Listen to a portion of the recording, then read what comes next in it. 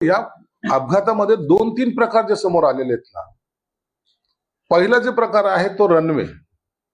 जो पहिले रनवेने उतरायचं होतं त्या रनवेमध्ये त्या रनवेने लँडिंग का केलं नाही हा एक प्रश्न आहे. पायलटने दुसरा रनवे का मागितला याच्यावर प्रश्नचिन्ह निर्माण होतोय.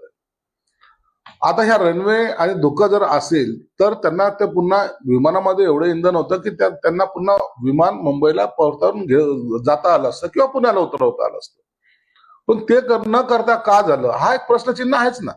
दुसरं महत्वाचं असं आहे की 2 एजन्सी आहेत ज्या सरकार मान्य आहेत, त्यांनी आपला वेगवेगळे निष्कर्ष काढलेले आहेत. कोणी रनवे बद्दल बोलतंय तर कोणी विमानामध्ये बिघाड आहे. आणि ह्या एजन्स्या हे काय प्रायव्हेट नाहीत, ह्या सरकारच्या आहेत. म्हणून याच्यावर शंकेची जी पाल चुकचुकते ना, तर त्याच्यावर आपण लक्ष त्यांनी दिलं पाहिजे. हे दोन्ही अहवाल जर वेगवेगळे येत असेल, जे तफावत येत असेल तर मग शंका घ्यायला वाव आहे.